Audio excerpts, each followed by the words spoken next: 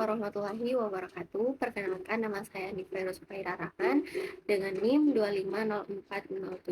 250407511040, berasal dari kelas BC 254. Video ini saya buat untuk memenuhi tugas ujian tengah semester pada mata kuliah perkembangan peserta didik.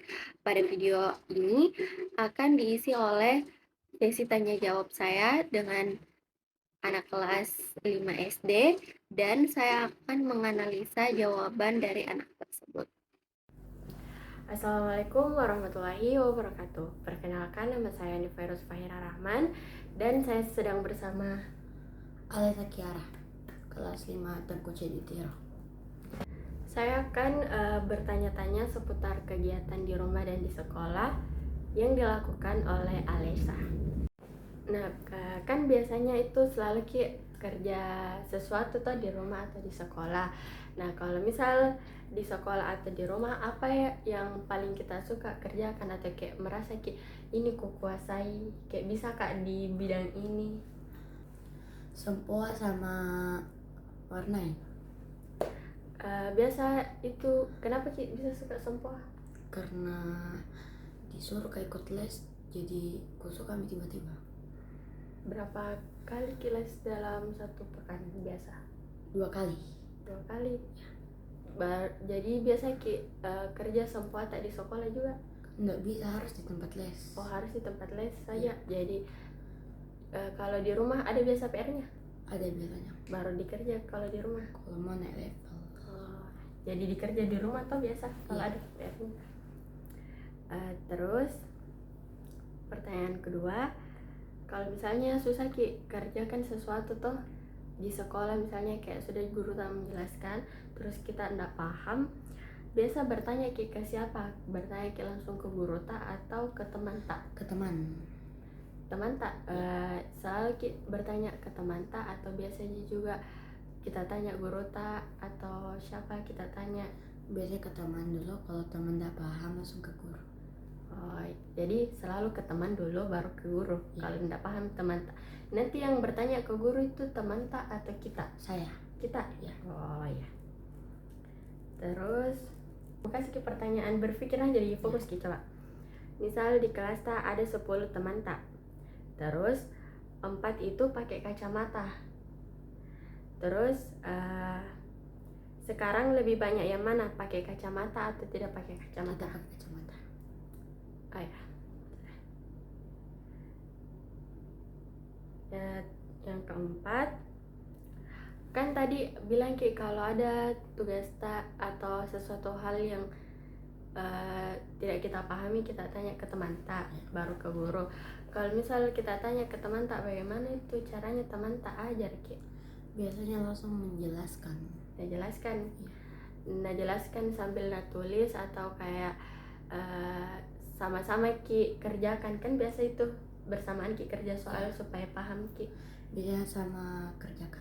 Biasa sama-sama kerjakan. Terus dia jelaskan nih atau tidak? Menjelaskan.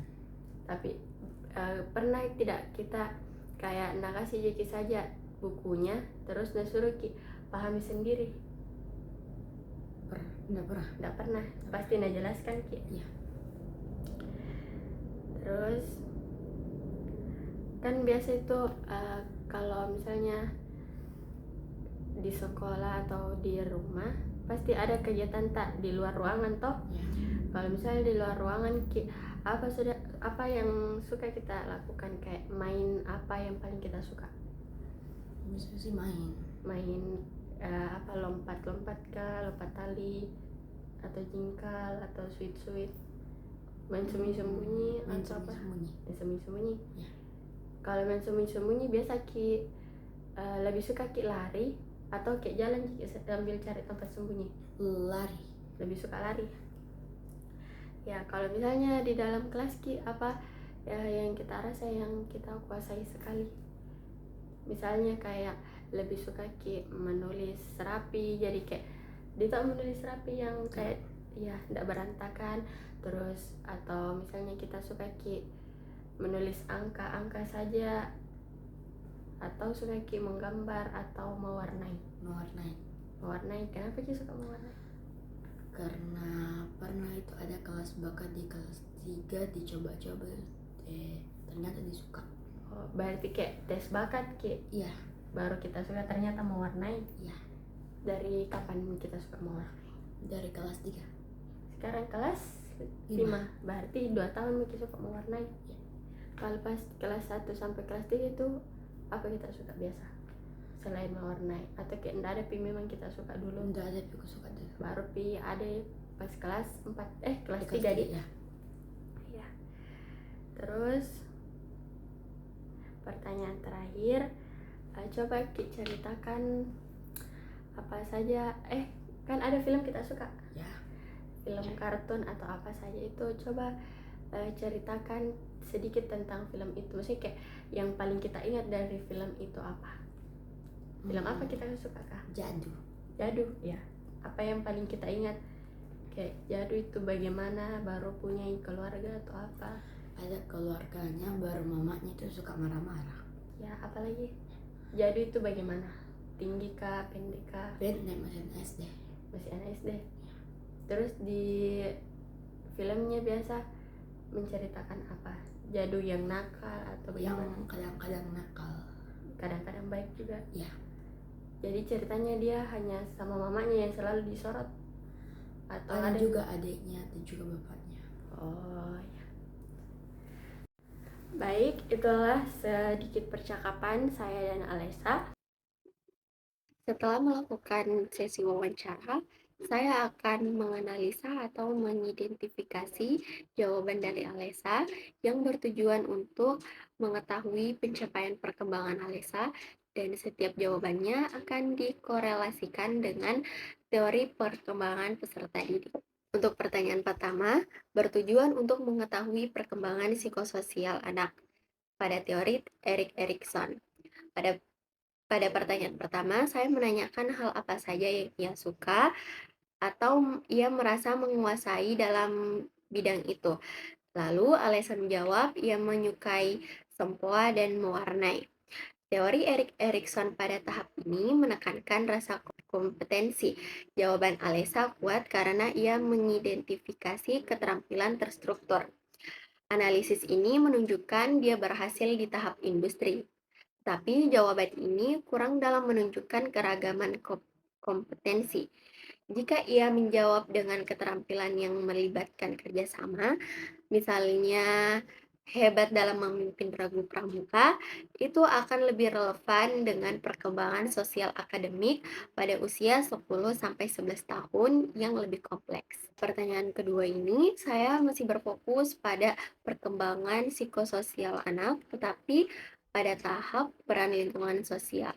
Pada pertanyaan kedua, saya menanyakan kepada siapa Alessa minta diajar atau meminta bantuan jika mengalami kesulitan atau tidak paham dalam proses pembelajaran, dan ia menjawab, ia bertanya ke teman terlebih dahulu, jika temannya tidak paham, baru ia akan bertanya ke guru. Dan jawaban ini terfokus pada teman sebaya sebagai sumber feedback utama Alessa. Analisis ini menunjukkan dia sangat mengandalkan peer group untuk validasi dan bantuan yang sesuai dengan norma perkembangan sosial. Tetapi jawaban ini kurang menunjukkan strategi mandiri yang lebih kompleks. Misalnya, ia mencari jawabannya terlebih dahulu di buku, lalu ia bertanya ke temannya. Hal ini mengindikasikan bahwa ketergantungan pada scaffolding sosial masih kental atau masih dominan. Pada pertanyaan ketiga ini bertujuan untuk mengetahui perkembangan kognitif teori Piaget pada tahap operasional konkret. Pada pertanyaan ketiga ini saya bertanya mengenai perbandingan antara teman yang memakai kacamata dan teman yang tidak memakai kacamata. Lalu Alessa menjawab, lebih banyak teman yang tidak memakai kacamata. Dan jawabannya benar. Pada teori Piaget mengharuskan kemampuan berpikir logis dan melakukan operasi mental. Jawaban Alessa yang benar menunjukkan penguasaan operasi mental, yaitu pada tahap reversibilitas dan desentrasi. Analisis ini menunjukkan dia stabil di tahap operasional konkret, tetapi jawaban ini kurang menguji class inclusion murni. yaitu membandingkan bagian dengan keseluruhan. Jika ia salah menjawab perbandingan dalam teman kelasnya, itu akan menunjukkan adanya centration. Tetapi karena ia menjawabnya dengan benar, maka ia lolos kriteria pada fase ini. Pada pertanyaan keempat ini bertujuan untuk mengetahui perkembangan kognitif pada teori Vygotsky pada tahap ZPD dan scaffolding. Saya menanyakan bagaimana cara temannya mengajar jika ia merasa kesulitan. Lalu, Alesa menjawab, temannya biasa menjelaskan atau mereka bersama-sama mengerjakan soal yang sulit tersebut agar Alesa mengerti. Jawaban ini adalah bukti langsung scaffolding interaktif yang efektif. Analisis ini menunjukkan dia cerdas mencari bantuan, more knowledgeable order di dalam Zone of Proximal Development atau ZPD-nya. Tetapi jawaban ini kurang menunjukkan self-regulation, yaitu pengaturan diri yang lebih tinggi. Pada usia ini diharapkan anak mulai mampu meminta clue atau arahan, bukan penjelasan penuh untuk menunjukkan bahwa scaffoldingnya sudah lebih minimal dan ia makin mandiri. Pada pertanyaan kelima, bertujuan untuk mengetahui perkembangan fisik dan motorik. Saya menanyakan apa saja kegiatan yang ia suka lakukan ketika berada di luar ruangan dan kegiatan apa saja yang suka ia lakukan ketika berada di dalam ruangan. Pada kegiatan di luar ruangan, ia lebih menyukai bermain petak umpet dan jika mencari tempat persembunyian, ia sambil lari. Perkembangan motorik kasar di usia ini mengarah ke gerakan terintegrasi. Jawaban Alesa menunjukkan penguasaan lari dan keseimbangan dinamis. Analisis ini menunjukkan fungsi motoriknya normal, tetapi jawaban ini kurang spesifik dalam menunjukkan spesialisasi atletik yang sering terjadi di usia kelas 5. Misalnya, ia jago dribbling bola atau bisa handstand. Pada kegiatan di ruangan, dia lebih suka mewarnai. Motorik halus pada usia ini fokus pada presisi dan keahlian. Jawaban Alesa yang hobi mewarnai menunjukkan koordinasi mata tangan yang stabil. Analisis ini menunjukkan perkembangan motorik halus yang baik, tetapi jawaban ini kurang mencakup keterampilan motorik halus yang lebih fungsional. Misalnya, ia bisa mengetik cepat atau menulis rapi di dalam buku yang lebih relevan dengan tuntutan akademis sekolah lanjutan. Pertanyaan terakhir ini berfokus pada perkembangan bahasa anak pada tahap sintaksis dan semantik. Pada pertanyaan terakhir ini, saya meminta Alesa untuk menceritakan sedikit atau gambaran bagaimana film yang ia sukai itu.